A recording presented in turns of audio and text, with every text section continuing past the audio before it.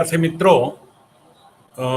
ફરી વખત આપનું યુટ્યુબના માધ્યમથી MEC 002 માસ્ટર ડિગ્રી ઇકોનોમિક્સમાં આપનું હાર્દિક સ્વાગત છે. ફરી આપણે લાસ્ટ લેક્ચરમાં આપણે સોલો મોડેલ ખૂબ સરસ રીતે એનું વિશ્લેષણ જોયું હતું.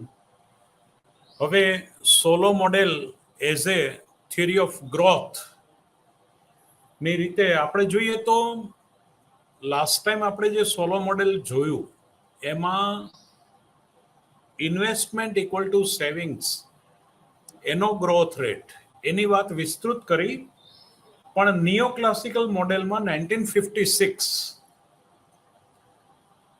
પછી એમાં આપણે જે સોલો મોડેલમાં આર્થિક વૃદ્ધિના દરની વાત જે કરી, તો the assumption of diminishing marginal return to scale એટલે કે ઘટતા સીમાંત કદમળતરનો નિયમ, એની સાથે diminishing marginal return to capital એટલે મૂડીનો સીમાંત ઘટતા વળતર ના નિયમ પ્રમાણે ગ્રોથ પ્રોસેસમાં ત્યાં સુધી સ્ટેડી ગ્રોથ રેટમાં પહોંચવાની વાત હતી. ઇન ધ લોંગ રન લાંબા ગાળે પણ આપણે કેપિટલનો ગ્રોથ જે છે, લેબરનો ગ્રોથ જે છે, જો પોપ્યુલેશન ગ્રોથ રેટ જે છે એ ઇકોનોમીના ગ્રોથને અવરોધે છે. ટેકનોલોજીનો ગ્રોથ રેટ જે છે એ કેપિટલ ગ્રોથ રેટ અને એના દ્વારા વિકાસની પ્રક્રિયાને ઉત્તેજે છે, એને પ્રોત્સાહન આપે છે. એટલે આ બધા પાસાઓને ધ્યાનમાં રાખીએ તો આ પેરામીટર્સ કે બચત દર, મૂડીરોકાણ વૃદ્ધિ દર, ટેકનોલોજીકલ વૃદ્ધિ દર એ અર્થતંત્રના વૃદ્ધિ દરને ઉત્તેજે, એની સાથે વસ્તી વૃદ્ધિ દર જે છે એ વૃદ્ધિ દરને ઘટાડે છે. Now the parameters of economics determine the steady state level per capita income, which is positive related with the savings rate and negative related with the population growth and depreciation rate. એ આપણે વાત કરી. એટલે કે ઘસારાના દરને પણ તમારે વૃદ્ધિ દરમાંથી બાદ કરવો પડે. મશીનો, કેપિટલ જે છે, મૂડીનો ઘસારા દર આપણે ઉદાહરણ સાથે લાસ્ટ લેક્ચરમાં બહુ વ્યવસ્થિત વાત કરી.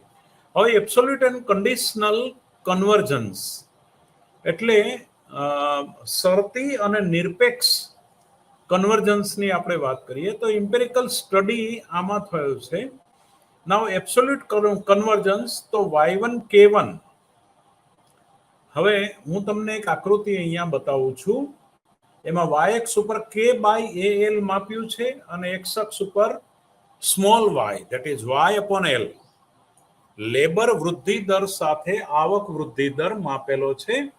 y/L અહીંયા માપેલો છે અને K/AL એ અહીંયા માપેલો છે. કેપિટલ ઇફેક્ટિવ લેબર પર વૃદ્ધિ દર અહીંયા માપેલો છે અને એના પ્રમાણે આવક વૃદ્ધિ દર. તો આ બે કર્વ આપણને જે જોવા મળે છે, અહીંયા ઈ આગળ સમતુલા, અહીંયા આગળ રાષ્ટ્રીય આવક ઓપ્ટિમમ લેવલ પર છે, અહીંયાથી પછી ગ્રોથ રેટ અહીંયા ઓપ્ટિમમ લેવલ પર. બંને આ ગરીબ દેશ છે, આ શ્રીમંત દેશ છે, એની વૃદ્ધિ દર રેખા છે.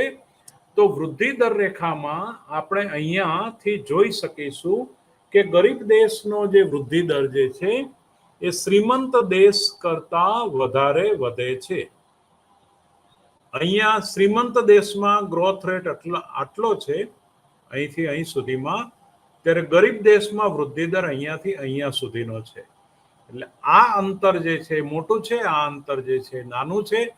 એ બતાવે છે કે શ્રીમંત દેશો કરતા ગરીબ દેશોની વૃદ્ધિ દર વધે છે. આ સોલોના મોડેલનું એક કન્વર્જન્સની રીતે આપણે વાત કરીએ તો કન્વર્જન્સ એન્ડ ગ્રોથ રિગ્રેશન. હવે અહીંયા થોડું મેથેમેટિકલ ઇકોનોમિક્સનો ઉપયોગ છે.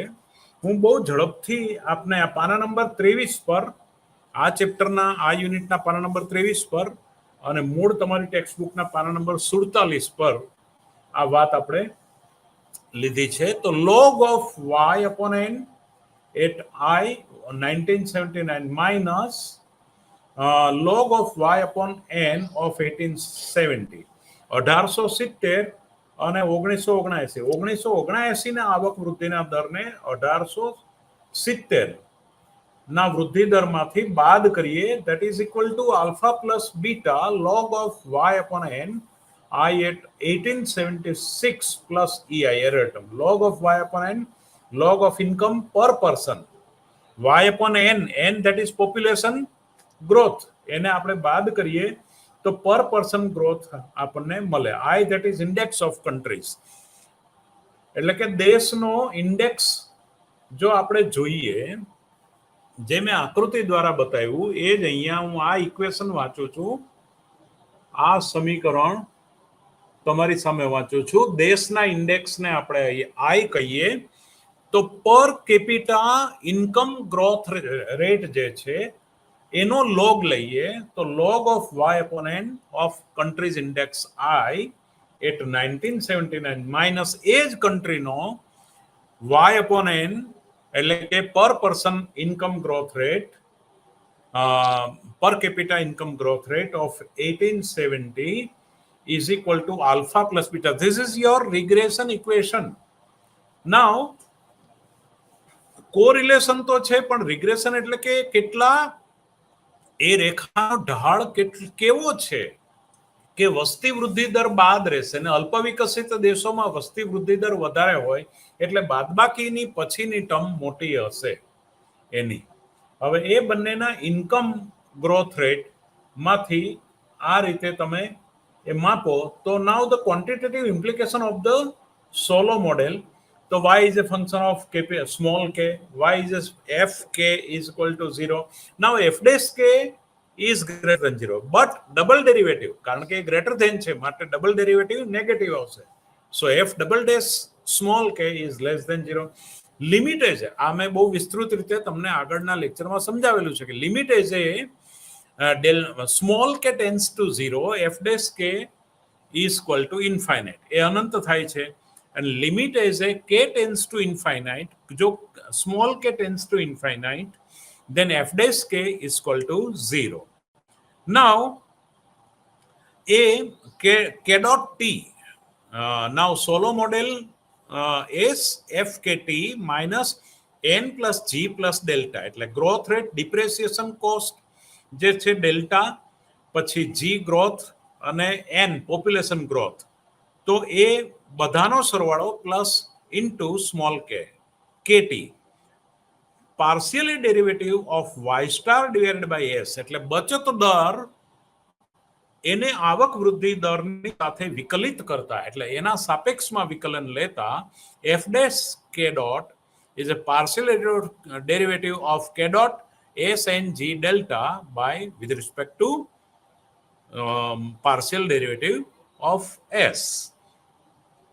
હવે now from this equation 4.3, k dot k star k dot t is equal to this is equal to 0. This implies that k star, now small s function of k star s n g delta is equal to n plus g plus delta k star s n g delta. 4.4, from equation 4.4, small s f dash k star partial derivative of k star with respect to s plus f k star is n plus g plus delta partial derivative of k star with respect to s. વિદ્યાર્થી મિત્રો, આપ 4.5, 4.6, 4.7, 4.8, 4.9, 4.10 equation પાના number 25 પર છે અને મુખ્ય ટેક્સ્ટબુકમાં page number 49 પર છે. એ તમે જોશો તો અલ્ટિમેટલી સાબિત થઈ શકશે કે એમ્પિરિકલ સ્ટડી એટલે કે વાસ્તવદર્શી અભ્યાસ એવું દર્શાવે છે show that the share of income paid to capital is about 1/3, એટલે કે 1/3 ભાગનો. using these as an estimate of alpha k k star, we arrived at the result of the basis of 4.10, that is s ratio, s per capital divided by y star, y divided by l, s by l, y by l is partial derivative of y star upon partial derivative of s, small s, that is s by l. that is alpha k star 1 minus alpha k star. એટલે કે જે આપણે અહીંયા that is the elasticity of output with respect to savings.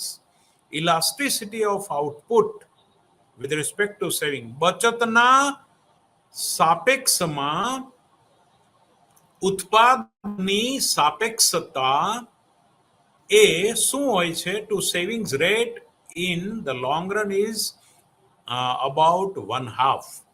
એટલે કે બચત, ફરીવાર, elasticity of output એટલે કે ઉત્પાદનની સાપેક્ષતા કોના સાપેક્ષમાં? બચત દરના સાપેક્ષમાં. એટલે બચત દર વધે એમ ઉત્પાદન એના અડધા ભાગમાં વધે છે. એટલે કે બચત દર વધવાની સાથે ઉત્પાદન વૃદ્ધિ દર અડધો હોય છે. In long run is about 1/2. એટલે કે લાંબા ગાળે એ 50% હોય છે. બચત વૃદ્ધિથી ઉત્પાદન વૃદ્ધિ દર અડધો હોય છે. આ બધું ઇકોનોમેટ્રિક્સનું સમરી આટલી છે. So we can easily conclude that significant change in savings only have a moderate effect on the level of output on the balanced growth path. એટલે કે સમતુલાના વૃદ્ધિ દરને બચત વૃદ્ધિ દર એના 50% અસર કરે છે. એટલે કે એ એટલો ભાગ અસર કરે છે. આ ઇકોનોમેટ્રિક્સ દ્વારા આ વસ્તુ આપણે સાબિત કરી શકીએ. Speed of convergence. Now speed of convergence, k dot is a partial derivative of k dot k with respect to k, that is k minus k star.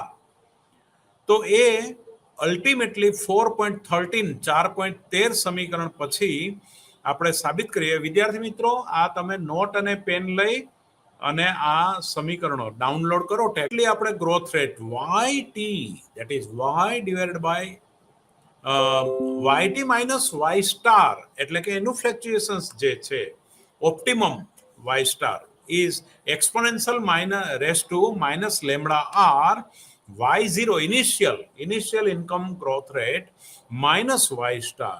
That is empirical finding has shown that n plus g plus delta is generally 6%.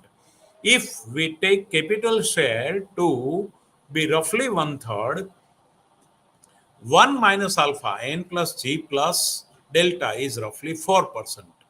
એટલે કે આવક વૃદ્ધિને n plus g plus delta એ 6% અસર કરશે.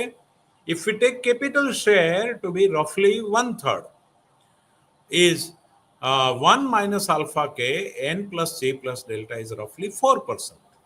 Now this means k and y will travel 4%. એટલે capital અને capital small કે ની વાત છે.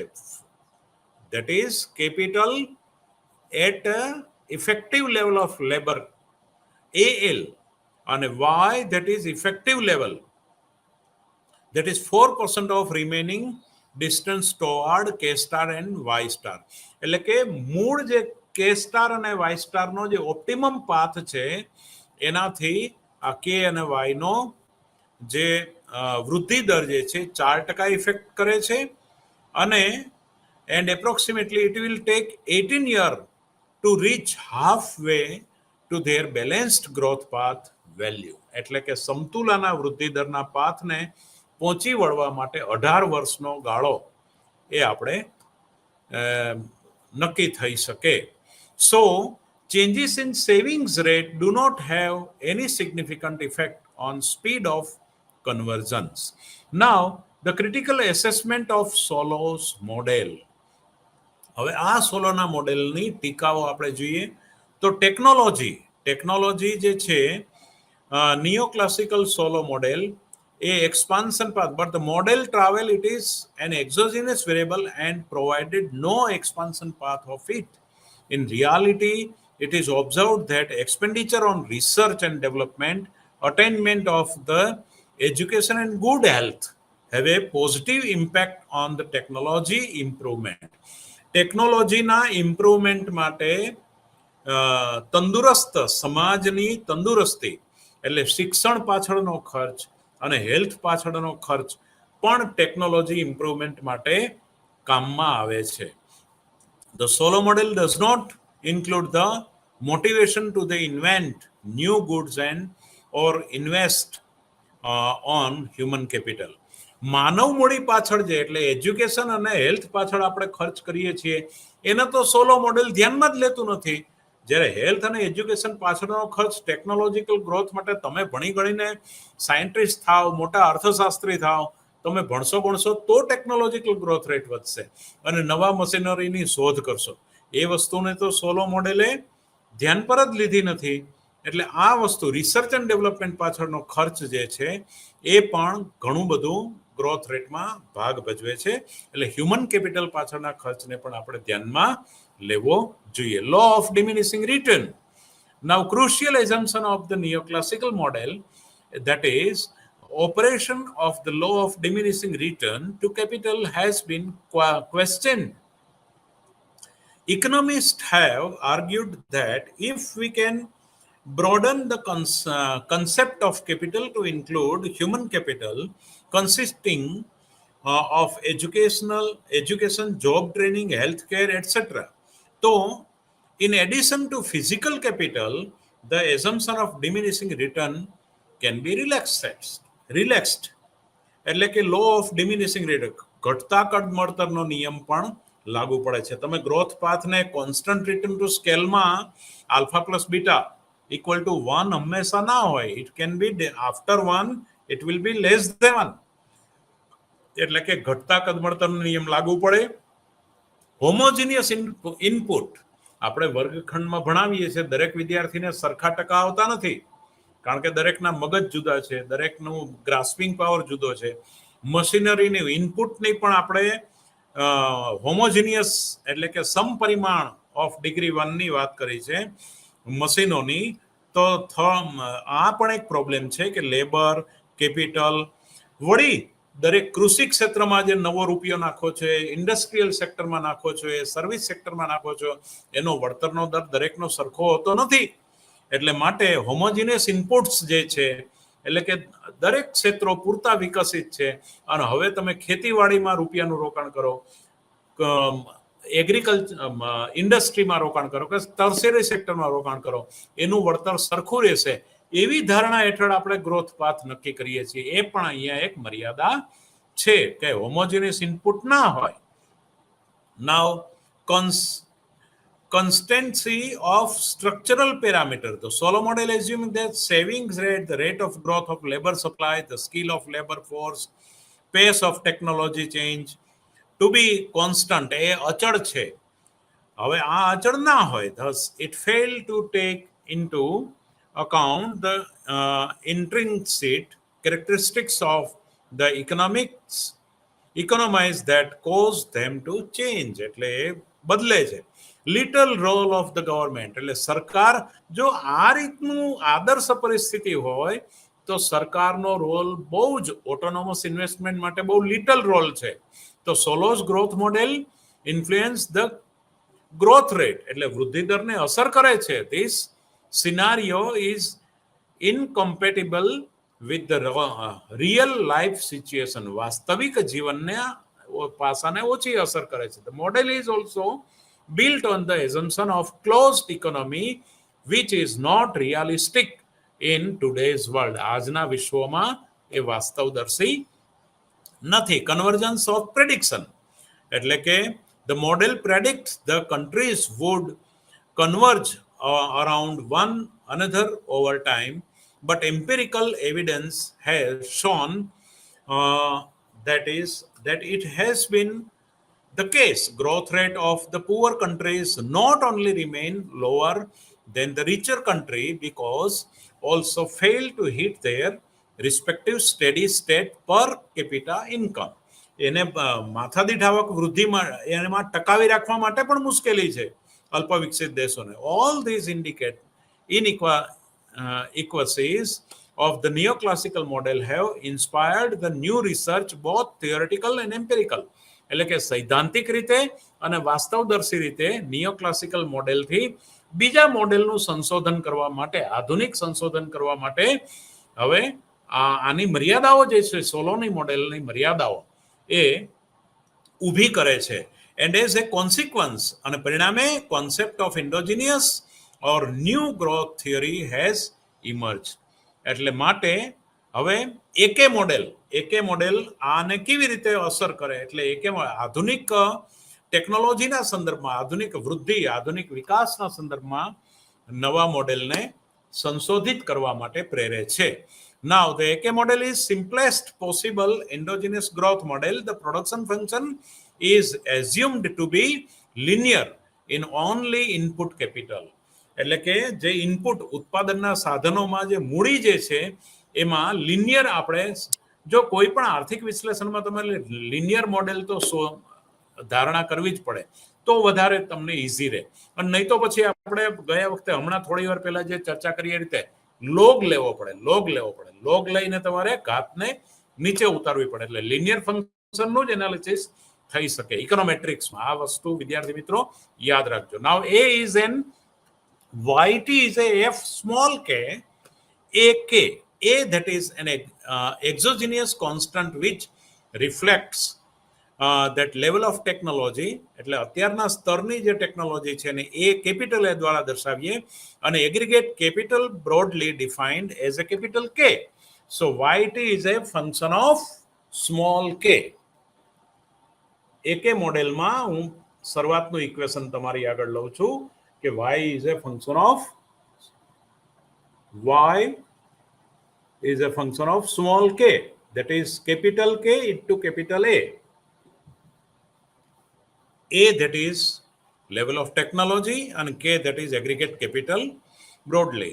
Now the K dot is a small s into y minus delta k. ઘસારા ખર્ચે જે 10 પાટલીઓમાંથી 2 ઘસાઈને નીકળી જાય એની જગ્યાએ તમે નવું મૂડી રોકાણ કરો તો એ નવું ઇનોવેટિવ નથી કે 2 પાટલી પછી નવી પાટલી મૂકો ક્લાસરૂમમાં તો એ નવું મૂડી રોકાણ છે. 2 તો તમારી ઘસાઈ ગઈ છે દર વર્ષે એટલે તમે નવી મૂકો. એટલે ઘસાઈ ગયેલા મશીનની જગ્યાએ જે ઘસારા ખર્ચ depreciation cost બાદ કરવો પડે. માટે K dot is a small s, that is s upon AL into y upon y, s into y, small savings rate, બચત દર, આવકનો જે ભાગ તમે બચત કરો છો એમાંથી ઘસારા ખર્ચને બાદ કરો, that is K dot. Now K dot by K is a s into A minus delta. એટલે કે ટેકનોલોજીકલ પ્રગતિ જે છે એને બચત દરની સાથે ગુણાકારમાં લઈએ. સો y upon k, હવે k વડે તમે બંને બાજુ ભાગી કાઢો તો y dot by y is a K dot by K small s into A into delta. Now the main result of AK model, AK model છે delta y by y, that is income growth rate. The model also allow growth in output at a rate of determined by SA minus delta, that is small s. કારણ કે તમે technological growth રેટને અહીંયા ધ્યાનમાં લો છો. એક વસ્તુ, આ વસ્તુ મને 10,000 રૂપિયામાં અત્યારે પડે. મોબાઈલ કેટલી ઝડપથી માર્કેટમાં આવે છે નવા ફંક્શન માટે. એટલે એ એટલે ટેકનોલોજીકલ રેટ ઓફ ચેન્જ, એને બચત દર વડે ગુણો. વિદ્યાર્થી મિત્રો અત્યારે આ નવું થોડું શીખવા જેવું છે. તમારી સાયકોલોજીકલ માન્યતા એવું છે જે છે તે વાપરી ખાઓ, જૂની પેઢીની માન્યતા જે છે એ બચાવો, એ ટાઈપની હતી. એટલે બચત દર જો નીચો હશે ને ટેકનોલોજીકલ ગ્રોથ રેટ જો ઊંચો હશે તો થોડું અત્યારના ભારતના સંદર્ભમાં હું કહી શકું કે જો તમે બચત દર નીચો રાખશો અને કન્ઝમ્પશન લેવલ તમારું, કન્ઝમ્પશન એટલે બચત દરનું જે મૂડીરોકાણ દર છે એ તમારો વધવો જોઈશે ટેકનોલોજીકલ ગ્રોથ રેટની સાથે.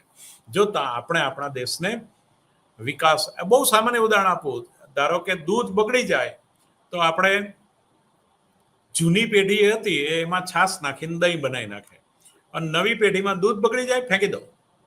higher savings, higher level of technology A and lower level of depreciation delta have positive effect on the growth rate of output. ઉત્પાદન વૃદ્ધિ પર બચત દર ઊંચો હશે અને ટેકનોલોજીકલ ગ્રોથ જેમ હશે તેની પોઝિટિવ ઇફેક્ટ પડશે. The model does not exhibit any convergence, it rather accept divergence. એ જો ડાયવર્જન્સ એટલે કે બીજો રસ્તો પસંદ ના કરે તો એનો convergence does not exhibit. Now there exists no transitional dynamic. The growth rate jumps instantaneously whenever there is change in parameter value. એના પ્રાચલની કિંમતો બદલશે નહીં ત્યાં સુધી એ ડાયનેમિક, નો ટ્રાન્ઝેક્શન, એનો સક્રાંતિ કાળ એનો આવશે નહીં. Before concluding, V cannot consider the એકે મોડેલ, કારણ કે વધતા કડતરમાં તો તમારે વણ વપરાયેલા ઉત્પાદનના સાધનો છે. Now, human capital and R&D, research and development in endogenous growth theory. Research and development, જો નવામાં હવે R&D નું મહત્વ વધી જાય છે, માત્ર વહીવટનું મહત્વ નથી, R&D નું ખૂબ જ મહત્વ છે. પેટન્ટ અધિકારો કેમ નથી? તમે જુઓ અમેરિકા જે સંશોધન કરે, ભારત જે સંશોધન કરે, માટે દરેક કોલેજોમાં હવે તો ઇન્ક્યુબેશન સેન્ટર ગવર્મેન્ટે ચાલુ કર્યા છે. નવા સંશોધન, ગ્રોથ, કારણ કે તમારા નામે પેટન્ટ કરો, તમે જે સંશોધન કરો છો. એવું જરૂરી નથી કે સાયન્સના વિદ્યાર્થીઓને જ આ વિચાર આવે. આર્ટ્સ કોમર્સના અથવા જેવું તેવું ભણેલા લોકોને પણ નવું, આપણે નથી ગામડામાં જોતા કોઈ અભણ ખેડૂત હોય તો એનું કંઈક નવીન પ્રકારનું ટ્રેક્ટર જ બનાવે છે. તો આ જે ગ્રોથ રેટ જે છે એને રિસર્ચ એન્ડ ડેવલપમેન્ટ પ્રોત્સાહન આપે છે. Where growth is driven by research and development and where growth is driven by human capital accumulation. માનવ મૂડીનું એક્યુમ્યુલેશન એટલે પેલું ચક્રવૃદ્ધિ વ્યાજ દર જેવું એક્યુમ્યુલેશન, એટલે એનું જે સંગ્રહિત થાય છે માનવ મૂડી, એની પણ વાત અહીંયા. હવે 1990-91 ની અંદર આપણે R&D જે ફર્મ દ્વારા થાય છે, કારણ કે ગ્લોબલાઇઝેશન, લિબરલાઇઝેશન, પ્રાઇવેટાઇઝેશન અપનાવ્યું એટલે હરીફાઈઓ વધી. Human capital based growth model are driven by from Lucas 1988. માનવ મૂડીના વૃદ્ધિના દરના દ્વારા વૃદ્ધિ દર સમજાવવામાં આપણે લુકાસના મોડેલનો ઉપયોગ કર્યો 1988 નો. These model place accumulation of human capital and center of growth process.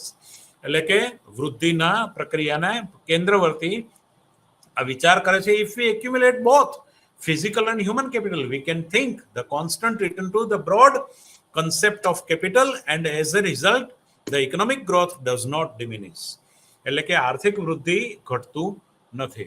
Now critical assessment પણ એનું આપેલું છે અને એમાં return to scale, marginal product, law of diminishing, marginal return, classical convergence, spill over, એટલે કે એની જે સાઈડની બીજી અસરો, હ્યુમન કેપિટલ, માનવ મૂડી, આ બધી જ વાતો આપણે કરેલી છે. વિદ્યાર્થી મિત્રો, એમાં વધારે પડતો સમય આપણે જશે તો એમાં થોડી એ મુશ્કેલી ઊભી થશે, કારણ કે વધારે પડતો સમય જો એમાં જાય તો આપણે આગળની ચર્ચાઓ નહીં કરી શકીએ. Now rational expectation and economic theory, એટલે કે રેશનલ એક્સપેક્ટેશનની વાત આપણે કરીએ તો તર્કબદ્ધ અપેક્ષાઓ અને આર્થિક સિદ્ધાંતો, એમાં કેન્સની વાત, યુનિટ 5 છે તમારું એ રેશનલ એક્સપેક્ટેશન. હવે સરકારનો રોલ કેટલો હોઈ શકે અને કેટલો હોય અને કેટલો છે એની વાત આપણે કેન્સની થિયરીમાં કરીએ તો પણ એમાં રેશનલ એક્સપેક્ટેશન એટલે કે એક્સપેક્ટેશન જે છે એની વાત એમાં કઈ રીતે મૂકી શકાય. તો rational expectation and Keynesian approach explain the nature of expectation in Keynes theory. એટલે કે કેઇન્સના સિદ્ધાંતમાં એની સમજૂતી, explain the rational expectation hypothesis, એટલે એની પરિકલ્પના કઈ છે, identify the implication of rational expectation, એટલે કે એને અભિજ્ઞય કરવી મેક્રો ઇકોનોમિક પોલિસી મેકિંગમાં. Now control rational expectation with alternative theory of expectation formation. Now Keynesian theory, now known existence of objective probability distribution.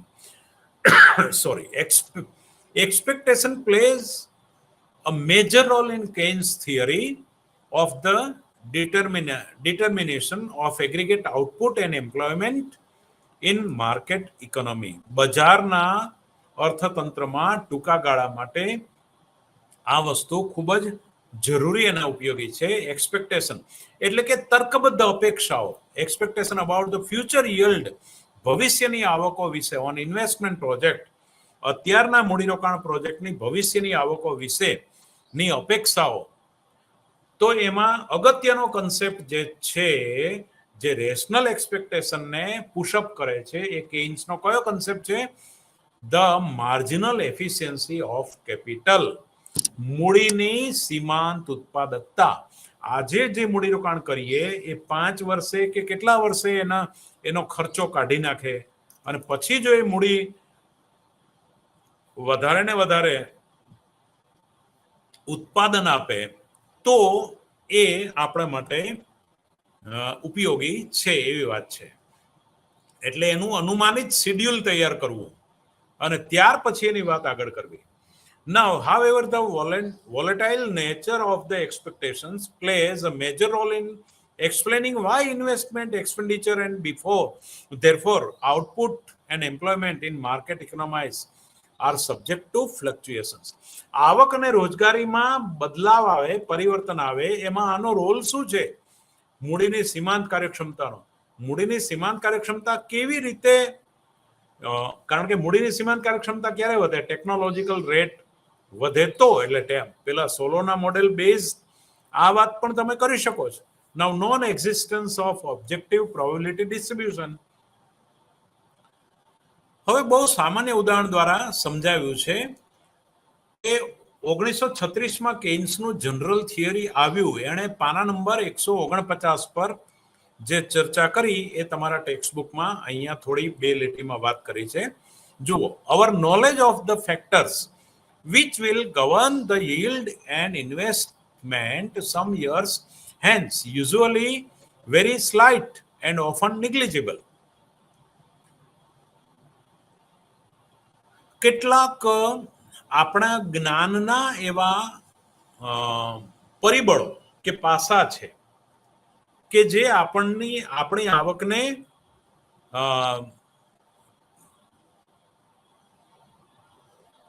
Lead કરે છે, આપણા મૂડીરોકાણને, કે આ મૂડીરોકાણ આટલા વર્ષો સુધી આપણને વળતર આપશે. એટલે એમાં બહુ માઇલ્ડ ફેરફાર થતો હોય છે. We can consider several example. એના માટે કેટલાક ઉદાહરણો આપ્યા છે. Number 1, possible advances in production technology might make the countries currently installed machinery obsolete. એટલે કે possible advance in production technology, અત્યારની વર્તમાન જે પ્રોડક્શન ટેકનોલોજી છે એમાં થોડો ઉમેરો થાય, એટલે કે એનો ઉત્પાદન ખર્ચ થોડો ઘટે, એ પણ અસર કરશે ઉત્પાદનને. આ સીધી વાત છે. Appreciate new substitute might affect demand for output. એટલે કે એને કારણે ઉત્પાદનનો જથ્થો થોડો વધારે આવે માર્કેટમાં તો એની માંગ પર પણ અસર થશે. જો આ ચેનલાઇઝ આખી process. Changes in industrial labour, trade and tax policy might be affect revenue and cost. એટલે સરકારની જે છે કરવેરા નીતિ, પછી ઉદ્યોગ, પછી શ્રમની નીતિ, પછી આંતરરાષ્ટ્રીય વેપારમાં જે બધા ફેરફારો આવે છે એ, ટ્રેડ, આ બધાને કારણે આવક અને ખર્ચ પર અસરો એની થાય. પછી યુદ્ધો, wars, trade embargoes, changes the international relationship might affect the possibilities of production and sales. એટલે ઉત્પાદન અને વેચાણની જે યુદ્ધો છે, આંતરરાષ્ટ્રીય સંબંધો છે, એના દ્વારા પણ અસર થાય. તો આ 4-5 પરિબળો જે આપણે લીધા એ આને અસર કરતા છે. However, such prediction becomes progressively more difficult the further ahead in the future is the time that such predictions relate to. એટલે આ બધી વસ્તુઓની સાથે સંબંધિત છે. Such problem will course arise in making any decision about the future which involves long-term expectations. એટલે લાંબા ગાળાની અપેક્ષાઓને અસર કરે છે. One possible way of dealing with such problem is to use the probability distribution of possible future outcomes. એટલે કે ભવિષ્યના પરિણામો માટે એક જે સૈદ્ધાંતિક સમજૂતી છે એ સંભાવના વિતરણની છે. Keynes argued that in case of the variable like a future yield, ભવિષ્યની આવકો વિશેના અંદાજો અનુમાનો, એના માટે કેઇન્સ શું દલીલ કરે છે? Investment project, there can be no objective basis for the formulation of probability distribution. એટલે કે સંભાવના વિતરણના આધારે આપણે, હવે બહુ સામાન્ય ઉદાહરણ તમારી બુકમાં આપ્યું છે કે આપણે દાખલા તરીકે સિક્કો એક વખત the toss of one coin, if you get head or tail, ઉપર એચ આવે એટલે કે પેલો હેડ આવે અથવા કાંટો આવે. ₹1 સિક્કો હોય તો એક લખેલો ટેલ આવે, અથવા પાછળના પેલા અશોકના સિંહોની છાપ આવે, એટલે કે હેડ અથવા ટેલ આવે. તો એની સંભાવના 50% ગણાય. સંભાવના વધારે એક હોય તો 1/2 ગણાય. હવે ધારો કે બને એવું કે 10 વખત હું ઉછાળું તો 7 વખત હેડ આવે ને 3 વખત જ ટેલ આવે, તો તમારી થિયરી તો એમ કે છે કે ભાઈ 5 વખત હેડ આવવું જોઈએ, 5 વખત ટેલ આવવું જોઈએ. પણ એ આંકડાશાસ્ત્રની સેન્ટ્રલ લિમિટ થિયરી એમ એવું કે છે, કેન્દ્રીય લક્ષ પ્રમેય, if your experiment going to infinite, your result going to exact 50%. 100 વખત જો તમે ઉછાળો સિક્કો તો શક્ય છે કે 45 વખત તમારી પાસે હેડ આવે અને 55 વખત તમે ટેલ મેળવો. 1000 વખત ઉછાળો તો શક્ય છે કે 500 વખત તમને હેડ મળે અને 500 વખત. એમ જ્યારે પણ તમે પ્રયોગની સંખ્યા વધારો એમ તમારું જે રિઝલ્ટ છે એ સૈદ્ધાંતિક રિઝલ્ટની બિલકુલ નજીક આવવાની શક્યતા છે, એવું આ તમારી ટેક્સ્ટ બુક કહે છે. એટલે what are the factors presumed affecting the outcomes to single toss? Broadly these are nature of the coin. હવે એ સિક્કો બાયસ વગરનો છે, એટલે કે ભિન્નત નથી, અનભિન્નત છે, એટલે કોઈ પણ પ્રકારની, અને તમે જે આ પ્રયોગ કરો છો એ પણ રેન્ડમ એક્સપેરિમેન્ટ છે. તો however, suppose we compare sufficiently long sequence of, એટલે મેં વાત કરી એ જ વાત આગળ ટેક્સ્ટ બુકમાં આવે છે. In fact, has often been empirically verified that for a sufficient large number of tossed of coin under essential similar condition. એટલે હવે આને આ બધી વાત સમજાવવાનો અર્થ એ છે કે પ્રોબેબિલિટી ડિસ્ટ્રીબ્યુશન થિયરીનો આપણે માર્જિનલ એફિશિયન્સી ઓફ કેપિટલમાં એનો શેડ્યુલ બનાવી એનો ઉપયોગ કરી શકાય. નાઉ ઓલ્ટરનેટિવલી, એટલે કે વૈકલ્પિક રીતે, suppose we wanted to limited number of quantifiable factors in defining the condition under which investment is being carried out. In this case, there is no reason why, if we consider sufficiently long sequences, લાંબા ગાળા સુધી વધારે પરિણામો મેળવો, this instances, it should necessarily be true that the distribution of relative frequency of different configurations of the factor left out should be the same for all sequences. Now, since the technology or politics, human or social phenomena are hardly of the same nature as physical natural phenomena. એટલે કે કુદરતી ઘટનાઓ, બહુ રાજકારણ, વ્યક્તિગત કે સામાજિક ઘટનાઓનું એ પણ એને અસર કરતું હોય, બાકી લગભગ એ પરિણામો સિદ્ધાંતોની નજીક આવતા હોય, જો એને રાજકારણ કે બીજું કોઈ ખટપટો અસર ના કરે તો, કે આંતરરાષ્ટ્રીય પ્રકારના યુદ્ધો કે એ બધી. નાઉ કોન્સિક્વન્ટલી રિલેટિવ ફ્રીક્વન્સીઝ ઇન ધ, એટલે અર્થશાસ્ત્રના દરેક વિશ્લેષણો જે છે, રાજકારણ પણ એક પ્રકારનું વિજ્ઞાન છે. રાજકારણમાં ખટપટ બહુ લાંબો સમય ચાલતી નથી. કેમ? તમે જે વસ્તુ સિદ્ધ કરી શકો, વસ્તુ બતાવો, પરિણામ મેળવો, તો જ લોકો સ્વીકારશે. એટલે ટેમ્પરરી તમારી ખટપટ જીતી જાય, પણ લાંબા ગાળે ખટપટ જીતે નહીં. લાંબા ગાળે તો તમારે કંઈક કરીને જ બતાવવું પડે, તો જ તમને લોકો માને. એટલે બેઝિક પોલિટિક્સનું સાયન્સ આખું આ છે.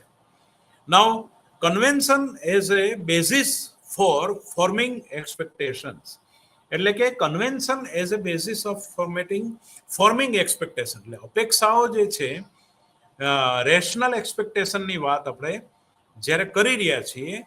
નાઉ ફોર એક્ઝામ્પલ ઉદાહરણ આપ્યું છે કે one convention of estimating the expected rate of return on the investment project may be follows. એટલે નીચેની કઈ તો કે assuming that the objective probability distribution for future returns on the investment project can be determined from the quantitative historical data.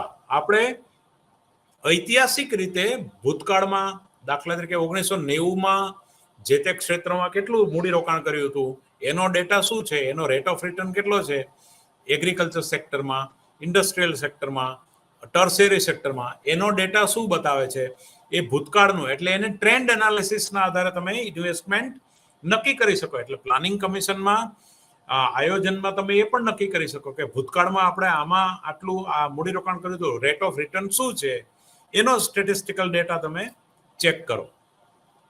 એટલે કે quantitative historical data hence estimate regression equations which have the rate of return on such projects as the dependent variable and particular subset of a set of variable as a independent variable. કોઈ એટલે એક estimate regression એના નિયત સંબંધનું સમીકરણ બનાવજો. અર્થશાસ્ત્રમાં સંશોધન એટલે બીજું કશું નથી, આ છે. આ એક લીટીને બરાબર સમજો, તમને ઘણી બધી નવી દિશાઓ મળશે. Estimate regression equation which have the rate of return on such project as a dependent variable and particular subset of a set of variables. એટલે કે ચલોનો અમુક જૂથ છે, ગણ.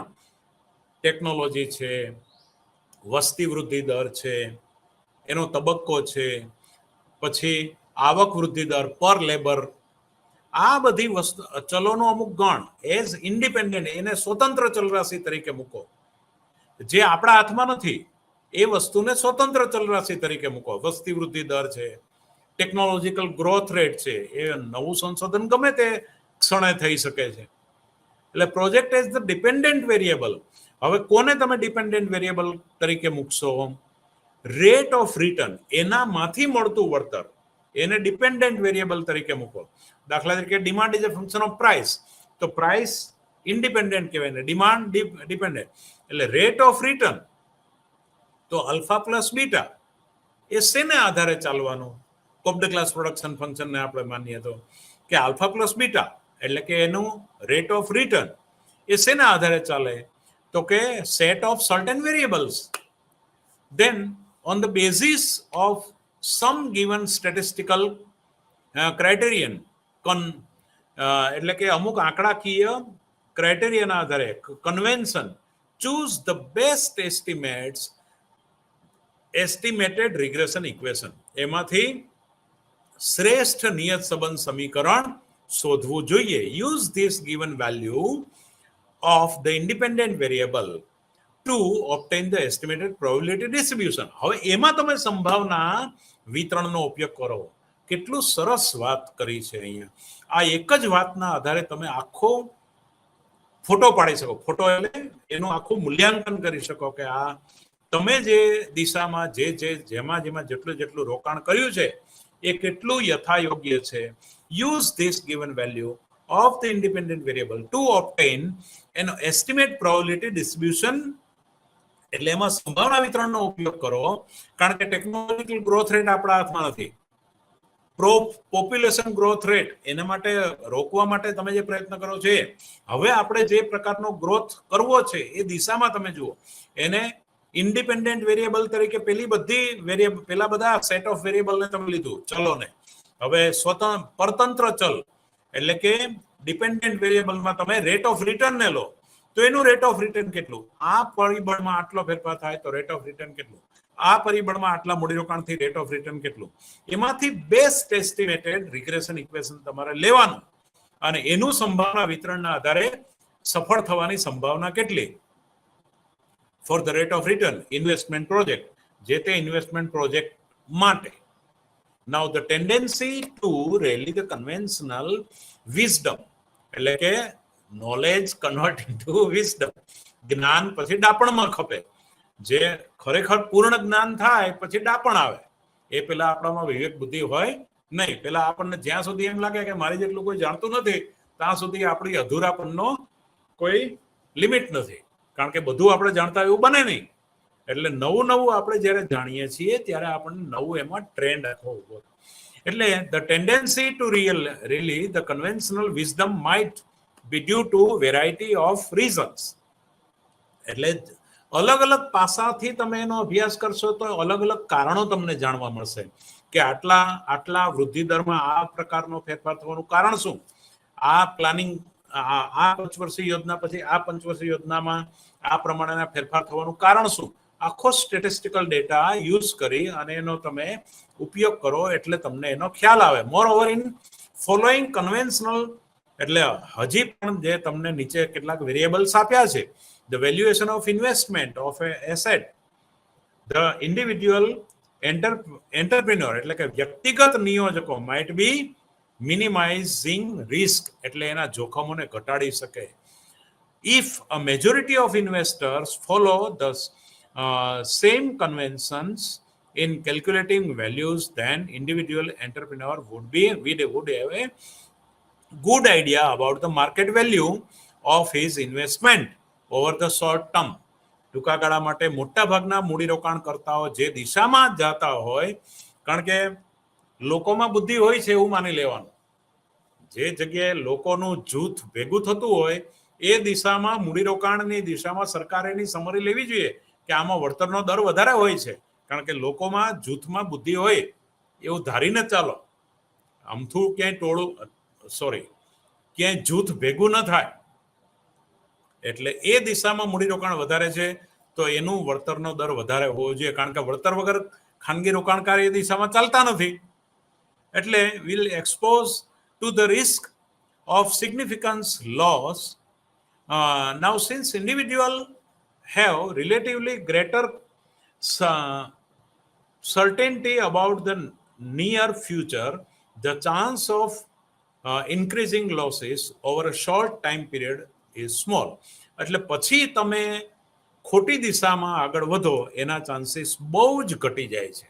એટલે આ પ્રોબેબિલિટી થિયરીના આધારે આપણે આગળ ચાલી શકાય. The state of confidence in, એટલે રેશનલ એક્સપેક્ટેશન, તર્કબદ્ધ અપેક્ષાનો અહીંયા ઉપયોગ છે. ઇન કન્વેન્શનલ જજમેન્ટ, એટલે કે એના કન્વેન્શનલ જજમેન્ટ માટે. એટલે જો કેઇન્સે 1936 પેજ 161 ની અહીંયા તમારી ટેક્સ્ટબુકમાં વાત કરી. It is not only various objective factors in the economy which through prevailing norms for forming long term expectation, એટલે લાંબા ગાળાની, એટલે કેઇન્સે લાંબો ગાળો છોડી જ દીધો, ટૂંકા ગાળાની જ વાત કરો કે ટૂંકા ગાળામાં સક્સેસ થવા માટે શું કરી શકાય. Determine the volume of investment in the economy, the same set of values for the fundamental factors, એટલે પાયાના પરિબળો according to prevailing conventions can influence by the investment decision, મૂડીરોકાણના નિર્ણયોથી અસર પામે છે. In either direction, the relation of these fundamentals to expectations about the future. Now, fundamental to expectation about the future being poverty by the prevailing psychological state of business and entrepreneur. એટલે નિયોજકની માનસિકતા એના આધારે હવે of a spontaneous urge to action, then inaction is necessary for enterprise and investment. એટલે કે મૂડીરોકાણ માટે આ બાબતનો ઉપયોગ કરી શકાય. Now the nature of expectation in Keynes theory, કેઇન્સના સિદ્ધાંતોમાં એનો સ્વરૂપ કયું છે એક્સપેક્ટેશનનું. In forming long term expectation there exists no basis for inferior and objective probability distribution over future outcome on the basis of past experience. એટલે કે ભૂતકાળના અનુભવોના આધારે એ forming long term expectation રાખી શકાય. In forming long term expectation, decision makers fall back on prevailing conventions. This could, for example, include the convention of use estimated probability distribution for historical data. ઐતિહાસિક ડેટાનો પણ આપણે future માટે ઉપયોગ કરી શકાય. Decision makers are, however, aware that these methods for forming expectation have evolved as a convention. Maybe there is no objective rationale for thinking that they would always form a more accurate basis for judgment about the future. એટલે કે આ ભૂતકાળના અનુભવના આધારે પછી investment પ્રોજેક્ટમાં આગળ વધવામાં આવે તો એમાં ભૂલો થવાનું, એમાં જજમેન્ટમાં ભૂલો થવાની ચાન્સ બહુ ઓછા રહે છે. Now the decision whether or not go by the convention judgment depends on the confidence that decision makers have in the conventions as a adequate basis for forming expectation about the future. એટલે ભવિષ્ય માટે એના અનુમાનો કરી શકાય કે આ ભવિષ્યમાં આપણને આટલું આમાંથી વળતર મળી શકે. The state of confidence is a volatile factors. એટલે એના ઘણા બધા પાસાઓ છે, પરિબળો છે. therefore expectation also become volatile as એટલે કે એનું આખું સંગઠન બની શકે as economic actors go by conventional judgment or discount them. Now implication for the role of economic theory. હવે તમે જુઓ કે કેન્સનો વપરાશ વૃત્તિનો મનોવૈજ્ઞાનિક નિયમ એ પણ એને ઉપયોગ કર્યો છે સાયકોલોજીનો, પણ એના આધારે એને આખી વપરાશ વૃત્તિને અસર કરતા પરિબળો ને એ બધી આપણે વાત જાણીએ છીએ, તો એના આધારે એ શોધ્યું. હવે માર્જિનલ એફિશિયન્સી ઓફ કેપિટલ એ પણ રેશનલ એક્સપેક્ટેશન બેઝ છે આખું. તો cans therefore takes the above factor include the psychology of the public is given. આપણે મેં વાત કરીએ કે marginal efficiency of capital, liquidity preference, schedule, એમાં ઘણા બધા મનોવૈજ્ઞાનિક પરિબળોને પણ કેન્સે સાંકળી લીધા છે. એટલે આ વાત બહુ જ અગત્યની છે.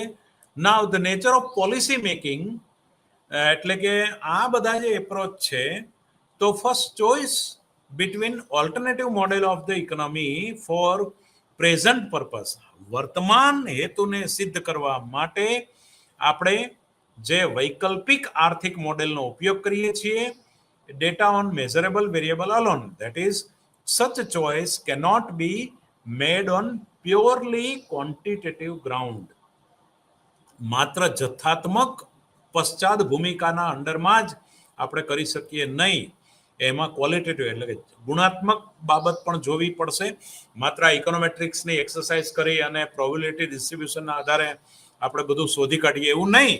સેકન્ડ, ઇફ ધેર ઇઝ, કારણ કે ઇકોનોમેટ્રિક્સના યુઝમાં પણ એવું કહેવાય છે કે માનવ વર્તનને ગણિતના જળ માળખામાં બાંધી ન શકાય. એટલે ઘણા લોકોને ઇકોનોમેટ્રિક્સના ઉપયોગ સામે તકલીફ હોય છે, પણ એવું નથી. મોટે ભાગે તાર્કિક રીતે ઇકોનોમેટ્રિક્સનો યુઝ ઉપયોગી બની શકે. Second, if there are few close parallel in history to present circumstances, વર્તમાન પરિબળોને તમે ધ્યાન પર લો, then there exists little basis of objective predict about the future. ચોક્કસ તમે ભવિષ્ય વિશે લગભગ નજીકનો અંદાજ બાંધી શકો. તો વિદ્યાર્થી મિત્રો, આ બાબત ખૂબ જ ઉપયોગી રીતે મને લાગે છે કે એ વિશ્લેષિત કરવા. Now you see the Phillips curve analysis. હું બહુ જ વિસ્તૃત રીતે આવતા લેક્ચરમાં Phillips curve and inflation, unemployment trade off, the policy making, એટલે કે આ ફિલિપ્સ કર્વ એનાલિસિસની ફુગાવો, બેરોજગારીના દર અને trade off under rational expectation, એની હું તમને વિસ્તૃત રીતે વાત કરવાનો છું નેક્સ્ટ લેક્ચરમાં. અત્યારે આપણી પાસે માત્ર 2 મિનિટ જ છે, તો એમાં હું સમરી બાંધી દઉં. તો સોલોના મોડેલની જે કરંટ વાત આપણે કરી, નેક્સ્ટ લેક્ચરમાં રેશનલ એક્સપેક્ટેશન એન્ડ ઇકોનોમિક થિયરીની વાત, હાઇપોથેસિસ ઓફ રેશનલ એક્સપેક્ટેશન, એનું જે છે એની ઉપયોગિતા આપણે આર્થિક સિદ્ધાંતોમાં કેવી રીતે કરીશું અને એના આધારે ભવિષ્યમાં ચોક્કસતા તરફ આપણે કેવી રીતે જઈ શકીએ એ બાબત ખૂબ જ અગત્યની છે. મને લાગે છે કે વિદ્યાર્થી મિત્રો આ વાત જે છે એ આપણને ખૂબ જ અસર કરતા છે. એટલે કેઇન્સની થિયરીમાં કેઇન્સિયન વિદ્યાર્થી મિત્રો તમારી ટેક્સ્ટબુક ટોટલ 233 પાનાની છે, એમાંથી લગભગ 65 પેજીસ સુધીની ચર્ચા આપણે અત્યાર સુધીમાં આજે છેલ્લા 3-4 લેક્ચરમાં કરી છે. વિદ્યાર્થી મિત્રો જે ઝડપે મારે જવું જોઈએ, હું ખૂબ જ મારી જાતને પણ બહુ કંટ્રોલ કરીને એ ઝડપે જઈ રહ્યો છું. હવે આ ઝડપે જઈશું તો આપણે થોડો સમય વધારે જાય અને મેક્રો ઇકોનોમિક્સ જેવી ટફ બાબત આમાં ભણાવવા માટે પણ છતાં પણ હું ખૂબ ઝડપથી મેથેમેટિકલ ઇકોનોમિક્સમાં મેથેમેટિક્સમાં પણ ખૂબ ઝડપથી જઈ રહ્યો છું. હું અપેક્ષા રાખું કે તમે જ્યારે પણ આનો અભ્યાસ કરવા બેસો, મારું લેક્ચર સાંભળો અને સાથે અભ્યાસ કરતા હો. ટેક્સ્ટબુક તમે ડાઉનલોડ કરીને સાથે રાખજો. ટેક્સ્ટબુક પ્રમાણે જ મારી ચર્ચા આગળ વધે છે અને એમાં જે મેથેમેટિકલ ઇક્વેશન આવે એ ગાણિતિક રીતે તમે સમજીને આગળ વધજો. એમાં આર્થિક તર્ક શું છે એ જાણતા જજો, કારણ કે હું બહુ જ એમાં વિશ્લેષિત કરી શકતો નથી. આરામથી તમે 8મા 9મા ધોરણનું ગણિત જાણશો એટલે તમે સમીકરણમાં એક ચલરાશિને બરાબરની બીજી બાજુ પેલી બાજુ ફેરવવાનો જ પ્રશ્ન હોય છે. તો એ દિશામાં હું ખોટો ટાઈમ બહુ બગાડતો નથી. ઇકોનોમેટ્રિક્સનો ઉપયોગ દ્વારા તમે થોડું વધારે વિશ્લેષણ આને સારી રીતે કરી શકો છો. સોલોના મોડેલનું ઇમ્પ્લિકેશન, ત્યારબાદ એકે મોડેલ, એ ચર્ચાઓ આપણે આ વ્યાખ્યાન દરમિયાન કરી. વિદ્યાર્થી મિત્રો, અત્યારે સોલોના મોડેલ, એનું વિશ્લેષણ, પછી એકે મોડેલ, પછી રેશનલ એક્સપેક્ટેશન, એના આધારે ભવિષ્યની આર્થિક સિદ્ધાંતોમાં એની ઉપયોગિતા કેવી છે અને એને કેવી રીતે આપણે વધુ રિયાલિસ્ટિક બનાવી શકીએ એ બાબતમાં હજી આવતું લેક્ચર તો બહુ સાંભળવાની મજા આવશે. હાઇપોથેસિસ ઓફ રેશનલ એક્સપેક્ટેશન અને એના આધારે ફિલિપ્સ રેખા, બેરોજગારીના દરને ભાવ સપાટીના વૃદ્ધિ દરને કેવો સંબંધ છે, એમાં રેશનલ એક્સપેક્ટેશનના આધારે શું તમે વિશ્લેષિત કરી શકો. તો એનું વિશ્લેષણ કરવા મારી શક્તિ પ્રમાણે, મારી સૂઝબૂઝ પ્રમાણે હું પ્રયત્ન કરીશ. અત્યાર સુધીમાં આ મુદ્દાઓને ન્યાય આપવા માટે મેં મારી ક્ષમતા પ્રમાણે પ્રયત્ન કર્યો છે. તો આમાં કંઈ ખામી રહી હોય અથવા સમયના અભાવે મારે ખૂબ ઝડપથી જવું પડ્યું હોય તો ક્ષમ્ય ગણશો, દરગુજર કરશો. Thank you very much.